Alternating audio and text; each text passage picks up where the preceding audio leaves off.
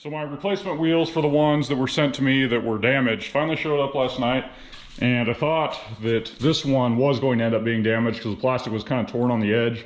Again, they just do a very poor job of packaging these, but fortunately both rear wheels ended up showing up unscathed.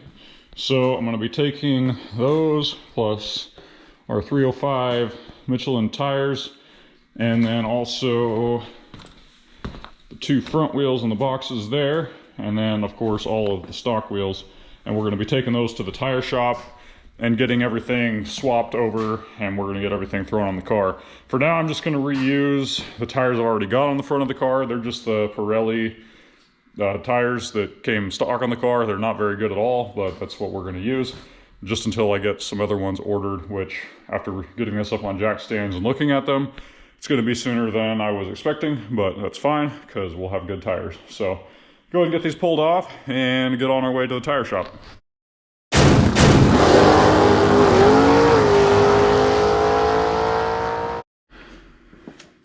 And of course, they would put these stupid covers on the lug nuts. I hate when manufacturers do this, but it just kind of tears up the lug nut and makes it look kind of bad, but oh well.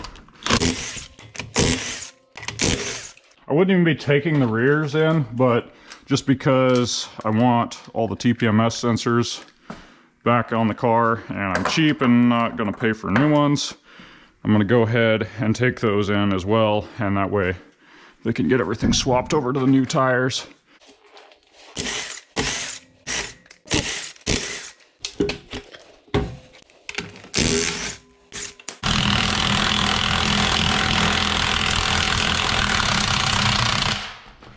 Oh geez, you gotta be kidding me. Yeah, that cap is basically rounded off on there, so that's super badass. And going to cause a lot of problems, I'm sure. I don't know how that guy's gonna come off. Probably gonna have to find a socket and maybe beat it on there. I don't know.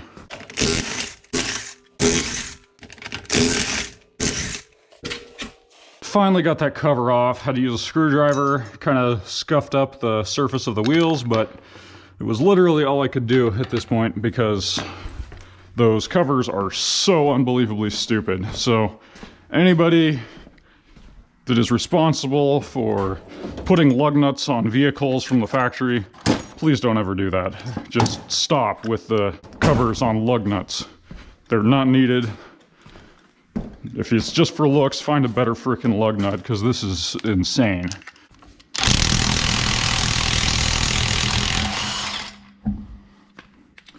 And there we go, it's finally off. So yeah, as you can see, junk. Because that cap covers up quite a bit of the lug nut, makes it like a larger size, and the socket was just rounding around on there. So at least it's out, tires off. That was the important part. Wow, this thing was actually starting to show the belt. Definitely need to get an alignment on this thing because that does not look okay. Wow, dude.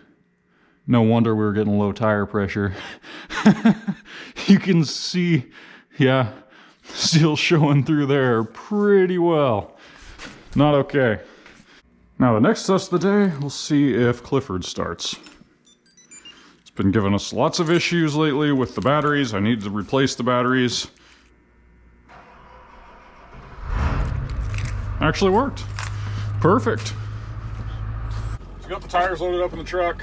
I think while I'm at the tire shop, I'm going to go ahead and see if they've got some 265s in a 20-inch size, because those ones are pretty well toasted, and it's either I'm going to get some from there, pay a little more, or I can go ahead and order online, and then I'm just going to have to wait a little bit, and then I'm basically paying twice to get the same tires swapped over, and it might make more sense to just go ahead and get some today. So we'll see what they got. I don't know what their selection's going to be, being as it's still winter, but maybe we'll find something and get everything done all at once. So just got back to the shop from the tire shop and got all the tires Got the old wheels all in the boxes, so those will be going up for sale. I have no use for them anymore. These turned out really good. The tire shop did end up having some 275s instead of the 265s that were stock, so ended up bumping up a little bit of a size, but got brand new fronts and plus, of course, the brand new rears. So it's gonna have brand new shoes all the way around, which is gonna be super nice, and then I'm not gonna have to redo this process later. Probably go ahead and just stick them on the car, kind of see where we're sitting. I'm not gonna really tighten up the lug nuts or anything yet, and then get started on the lowering springs. I just kind of want to see where they're gonna sit, because these are a little bit taller tires than the factory ones. So not by much, but just a little. So we'll kind of see where it's sitting and go from there. And just kind of a size comparison for you guys. So you got the 305 here on the left, and that is the Michelin. And then this one on here on the right is a 275.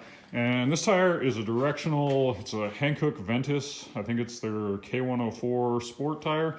I've never ran a Hankook tire before. That's just what the local shop had in stock. They've got a super good warranty.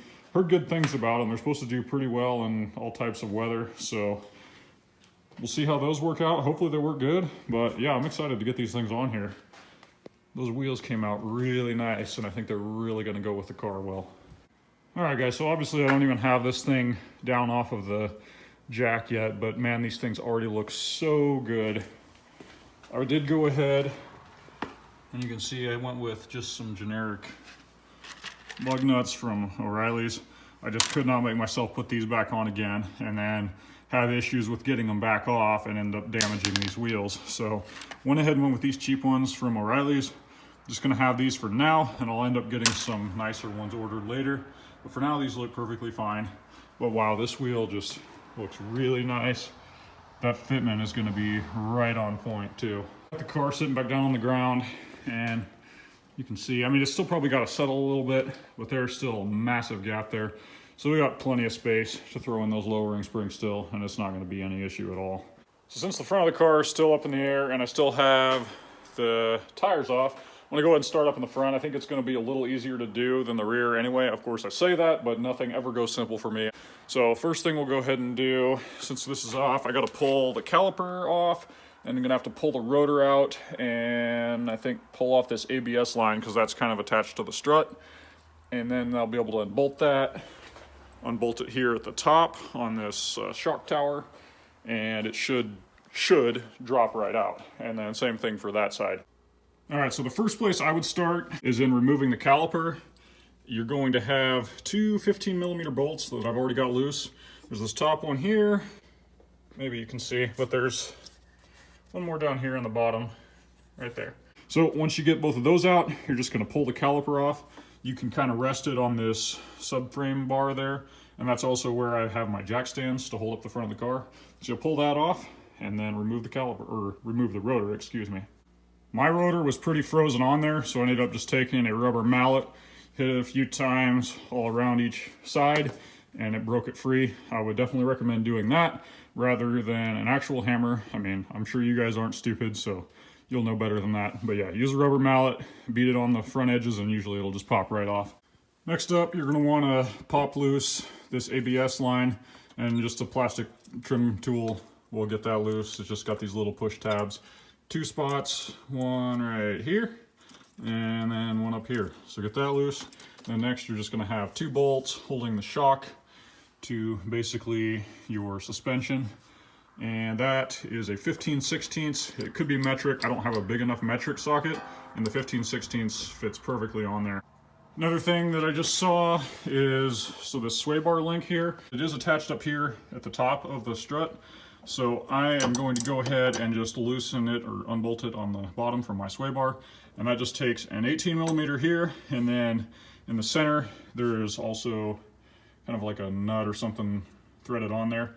And that just takes a 17mm. Something you guys are gonna wanna know when you go to pull out these bolts that hold the strut on to your rest of your suspension, you can see there, this thing is splined, so that is never going to twist. Basically, once you get this nut off, which comes off fairly easy, you're gonna be like, oh, why won't this bolt come out? And if you try to spin it out, it's never gonna happen because this is all splined in there. So basically what you're gonna need to do, what I did anyway, is I just threaded my nut on backwards, so you get a pretty good surface there. And then I just took sledgehammer, I don't know, it's probably 4 or 5 pounds, something like that. Gave it a couple whacks and it backed right out. But just in case you guys are getting frustrated with that, wondering what the heck is going on, that's what you're gonna have to do. And the reason why I put this nut on here is because if you don't, you're gonna mushroom out that entire bolt end and probably end up making that bolt completely useless and have to replace it. I've got the top unbolted. Those were just 3 15mm nuts. And then, as you can see, this is drop that down and I'll be able to get that whole strut out of there. All right, the whole front strut's out of the car. It's really pretty simple. You just gotta know, like I was saying with the spline bolts and everything, that's something that's kind of confusing. Now it's out of the car, so we'll just have to compress that. And then we're gonna have a nut on the top there to unthread. And then we'll get the new BMR lowering spring on. So this is actually going fairly smooth, and I'm probably stupid for saying that. Probably the spookiest part of this entire job is going to be compressing the spring, because you have to pull tension off of it so that way you can get this nut loose. And these compressors are pretty good. You can see they got the safety pins there, so it shouldn't, in theory, pop off of there. But the thing that does suck is these bolts, or whatever you want to call them, that they use are so long, and I've got this plate here on the bottom. I could only get one on the one side. So that kind of sucks, but hopefully there's enough there where I can compress this enough to pull tension off. We'll see. If not, I'll have to figure something else out. So that little bit was enough to pull tension off. It did kind of spring out, but it wasn't like bad at all. They say, from what I had watched before, you're supposed to put enough tension on there so that way it'll spin freely on the whole strut body, which it did. So it's off. And that was a 21mm. Because it was spinning like that, I did go ahead and use my impact. That way it could just kind of beat that shock from spinning in the body there. So that's off. Go ahead and slowly uncompress this, and we'll go ahead and get the new one ready to recompress and put on here. There's kind of a size comparison for you guys as far as the height goes. So this one doesn't sit perfectly flat, but as you can see, I mean, that's a pretty decent drop that's going to put on there. So I am so excited to get these on. I think it's going to look so good. There's one done. It wasn't too bad. I did have to compress them pretty decent. I guess getting it off, it did actually pop off quite a bit, because to get that nut back on there, I had to compress these pretty well, but it wasn't too bad. And this is actually a really good compressor set. Like I said, those safety tabs are on there and everything. They never once began to slip or anything, so it worked super well. So anyway, there's one strut done. And I guess I'll go ahead and put it in the car so that you guys can see the process of putting it back in. And then I'm not going to bother showing you guys the passenger side, because it's exactly the same as the driver's side. When you're putting it back in, I'd recommend going ahead and grabbing your 15mm nuts and just kind of loosely thread them on there just to hold it up there, unless you got a helper. But that way you're not trying to hold this shock up while you get everything else repositioned. But anyway, yeah, it's back in the car, and you twist that to face however you need to. Now basically just going to get the spindle all bolted back in there, and we're almost done. Just a couple quick tips as you're putting this in. So I was having a hard time getting the caliper onto the rotor because it was flopping around.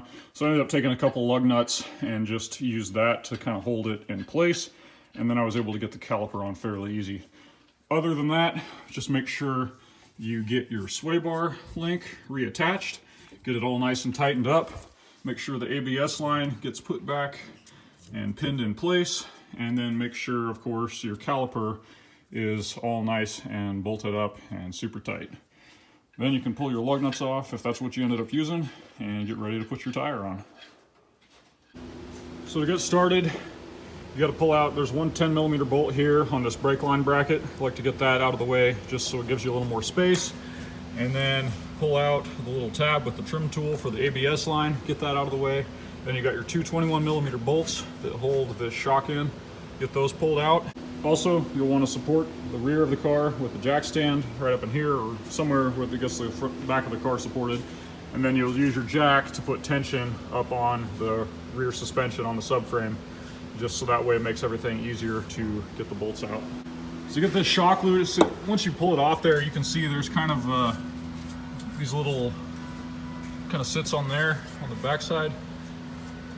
Those screws kind of sit up in those ridges. So I ended up having to kind of pry it back out with a little pry bar. Next, we'll move on to unbolting the subframe and drop it down by lowering the jack, and then we'll be able to get that spring out of the bucket. So to drop down the subframe, you're gonna have 2 bolts here, one and one, and then you'll have to, those ones you can just leave kind of loose. You don't have to completely pull them out of the way. This one is gonna be completely removed. And then further toward the rear of the car, up above the rear, or kind of to the side of the rear sway bar, you're gonna have one more, and both of those will have to come completely out. So you got both 13mm bolts loose, you got both 21mm that hold the subframe up right there, and then here in the back, both of those are removed, and it's already dropped down quite a bit. But you can go ahead and turn the jack and you can see it's lowering the whole subframe. I think I'm gonna go ahead and pull this bracket here for the brake line because it seems to be stretching. So looks like another 10mm, so I'll pull that loose, and then that'll give it some more room to kind of drop down. So you got the old spring out. It really helps if you have somebody push down on the suspension. That way it just gives you a little extra clearance. And then you're gonna wanna pop it loose from the top and then kind of drag it out of this opening here, because you're not really gonna be able to get it out the bottom. But got the new spring, got the rubber pad or whatever we wanna call it that sits down in the bucket. And, or actually no, this rubber pad goes up toward the top, my bad. But installation will basically be just exactly the same. Put it back in there, have somebody push down on it, feed it down in there first, and then slide it in toward the top. All right, we got the rear springs all bolted back up. Everything's all bolted back in. And as you can see, this has got there's like no gap there. Before I could pretty much ball up a fist and stick it in there, and now with these 305s, I can't even fit my hand in past the knuckles up on that gap there. So this turned out really nice. It's probably gonna actually even settle a little more once we start driving it, and the spring can really settle. Yeah, about the same here. I did take this out a couple miles, and I had absolutely no rubbing whatsoever, even at full turn in the front. And then I haven't noticed, there's some pretty decent bumps, but I never once felt anything bottom out or anything. And obviously with these 305s too, those easily tuck in there. Of course, it's gonna depend on what your offset on your wheels is. That's going to make a huge difference as well on what you can fit. These are just the RTR, I think it's the Tech 7s. And I don't remember exactly what offset they are, or backspacing, whichever way it is. But I think it was plus 50mm. So I'll have to look. Either way, I'll put a link in the description for you guys for all the parts, and that way you can look for yourself. Next up, I think we're going to just kind of take this out on a little test drive, and I'll give you guys a pretty in-depth review of how the car handles with the new lowering springs, as well as how well it hooks with these massive 305 tires. I say massive, obviously for a lot of people that's not probably that wide, but for me, coming from a 265, which is what comes factory on these Mustangs, that's a huge step up. So stick around for that, and until then, we'll catch you guys in the next one.